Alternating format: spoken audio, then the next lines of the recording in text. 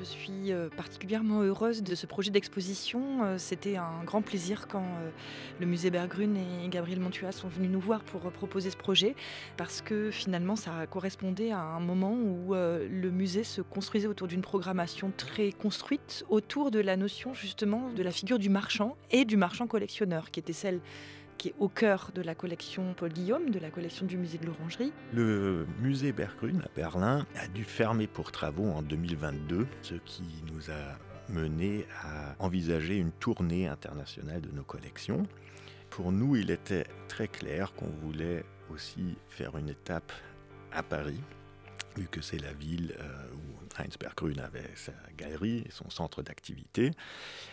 On est venu vers le musée de l'Orangerie à cause de sa proximité d'abord géographique, située par rapport à la galerie Berggruen, rue de l'Université, mais aussi évidemment à cause de sa nature. Lui aussi un musée issu d'une collection privée d'abord de Paul Guillaume et qui est devenu un musée national ultérieurement. Un des gros défis, j'allais dire, de cette exposition, et qui nous a été demandé par le musée Berggruen, c'était de montrer différemment de la façon dont c'est montré dans la collection permanente du musée Berggruen à Berlin. Et le principe qui a été adopté, c'est celui d'une présentation des œuvres de la collection autour de grands ensembles, plutôt thématiques d'ailleurs que monographiques, mais qui rejoignent les grandes monographies de Berggruen, tout en insistant à plusieurs moments de l'exposition, mais aussi dans les explications qui seront données, bien sûr, sur le rôle qu'a eu tel artiste ou telle œuvre dans la constitution de sa collection et dans ses liens avec le monde de l'art qui l'a entouré. Donc, ce qu'on donnera à voir dans l'exposition, c'est des œuvres, mais aussi la façon dont elles ont été regardées par un collectionneur, par un marchand d'art, et comment finalement cette collection est advenue.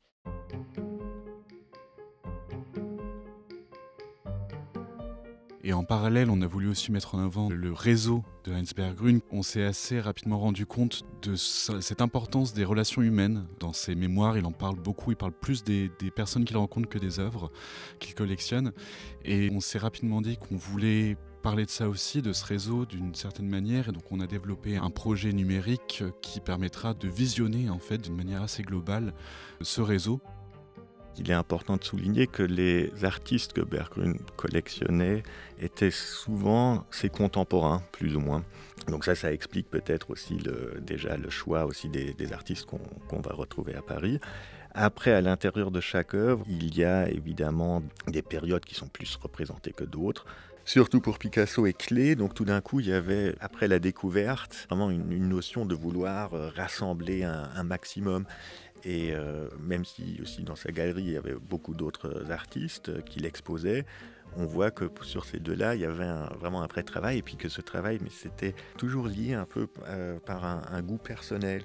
Donc c'était pas l'idée de vraiment faire une espèce d'encyclopédie ou que vraiment tout soit représenté de manière équitable, mais c'était de montrer un maximum d'œuvres qui le touchaient. C'est pour ça qu'on voit qu'il y a des formats très différents. Il y a des œuvres sur papier qui sont petites, peut-être modestes par rapport aux grands tableaux. Il y a vraiment de tout. Donc il cherchait toujours à trouver ce qui lui parlait le plus.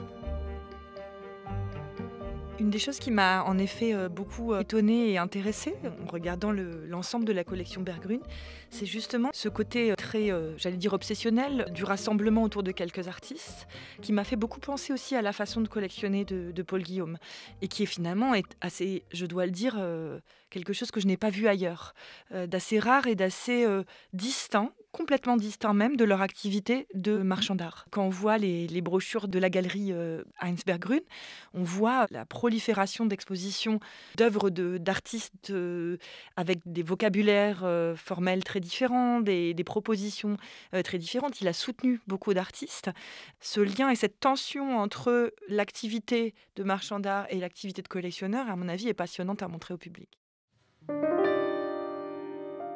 Nous avons choisi un parcours d'exposition très simple qui met en avant les grands artistes présentés et collectionnés par Heinz Berggruen. Ce parcours s'articule en plusieurs thématiques, mais nous commençons dans une courte introduction par présenter un peu, je dirais, les différents protagonistes de l'histoire, en montrant une œuvre de chacun des artistes qui est encore présent dans la collection de Heinz Berggruen aujourd'hui.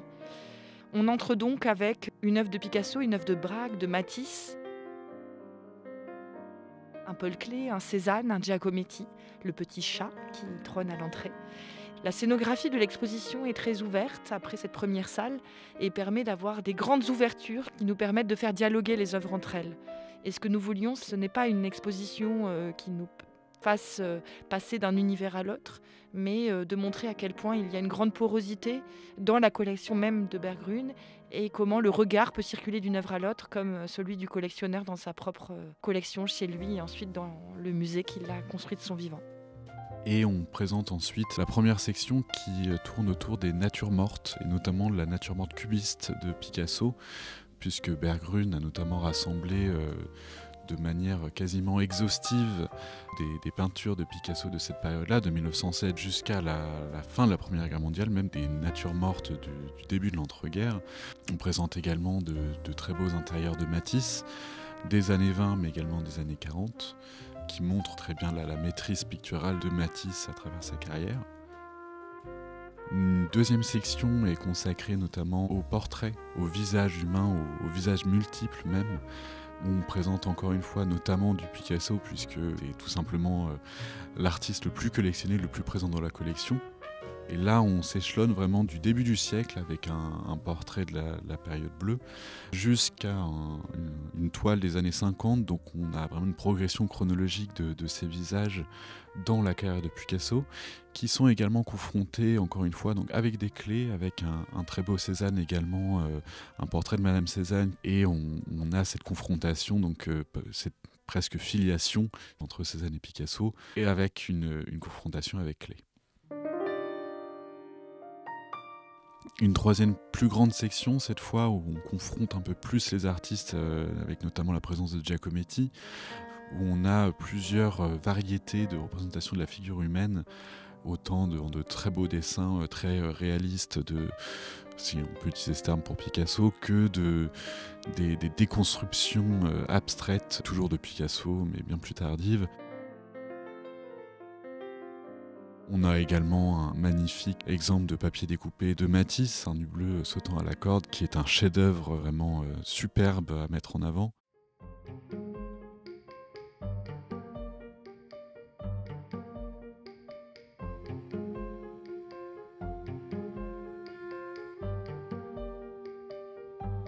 La salle suivante, un peu plus petite, elle, est consacrée uniquement à clés, qu'on met vraiment là en lumière, qui sont des petits formats d'art graphique, donc on veut se rapprocher un peu plus, avec des compositions très fortes, très maîtrisées, et qui correspondent en effet à toute sa période de professeur au Bauhaus, d'abord à Weimar, puis Dessau, et enfin aux Beaux-Arts de Düsseldorf. Donc toute cette période-là qui est réunie par Berggruen, qui montre le travail produit par Klee, qui est très bien représenté dans cette section.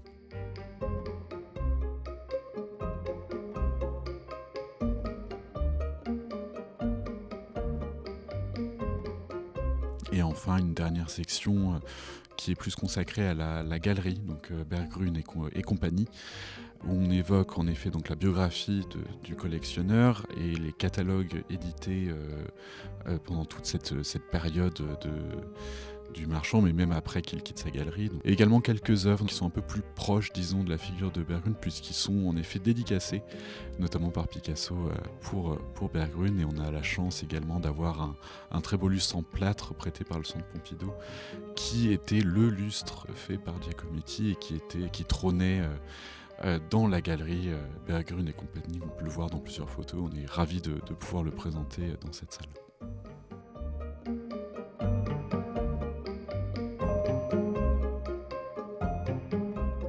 L'œuvre sur laquelle j'aimerais m'arrêter, c'est ce dessin préparatoire aux Demoiselles d'Avignon, un dessin préparatoire à la première composition qu'il avait en tête quand il a fait les Demoiselles d'Avignon, qui s'appelle Le marin à la cigarette, dans lequel on voit un marin, les yeux baissés, en train de se rouler une cigarette.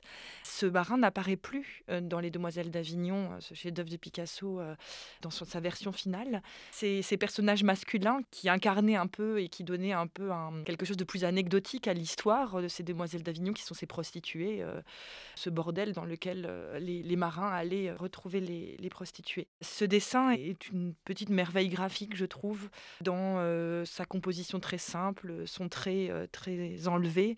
On voit la maîtrise graphique complète de l'artiste en 1907. Et quand on connaît l'évolution aussi de cette figure dans la période de la préparation des Demoiselles d'Avignon, c'est intéressant de voir ce personnage à la fois très masculin et en même temps avec une élongation du visage qui ressort plus du genre féminin. Ce n'est pas mon œuvre favorite, mais quand même je vais en parler un petit peu parce que, pour plusieurs raisons. Le Grand Nu couché de 1942, parce que c'est une œuvre qui a rejoint la collection seulement en 1997, donc après que la collection a été déjà mise en place, et que Heinz Berggruen considérait qu'il manquait encore quelque chose. C'est l'œuvre maintenant qui est le plus grand format de notre collection, 1,30 m sur 2 mètres. Ce qui est important aussi de revoir ça dans l'optique dont on parlait avant aussi de la collection et de trouver une forme permanente pour Heinz Berggruen. Donc maintenant, il connaissait les lieux, le musée à Berlin, avec ses petites salles. Ce sont des petites salles d'exposition. Et quand même, il considérait qu'il fallait encore une œuvre plus grande. Enfin, une œuvre vraiment pour couronner toute cette collection. Donc il choisit cette œuvre qui elle-même donc, est assez cauchemardesque. C'est juste ce nu féminin allongé dans un espace abstrait. Les couleurs rappellent les couleurs cubistes, il n'y a que du gris, du brun.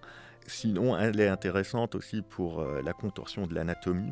Donc essayer de découvrir quelle est la jambe droite et quelle est la jambe gauche.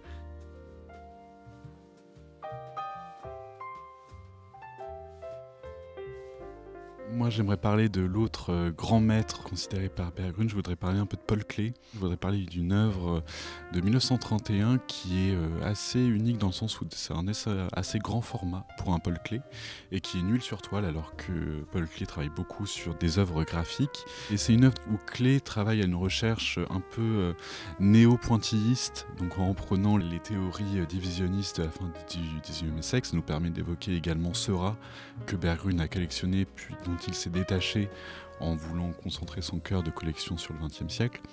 On a cette œuvre qui fait un peu écho, qui dessine avec cette mosaïque, fait une côte qui est légèrement suggérée par le dessin, mais qui est encore, comme le Klee le fait d'une manière très maîtrisée, cette navigation entre la figuration et l'abstraction qui il choisit jamais vraiment les deux et c'est ça qui marche vraiment dans toutes ses œuvres, et celle-ci en particulier, puisque on n'arrive pas trop à savoir quoi regarder, mais en même temps tous ces points forment une harmonie assez juste et très belle.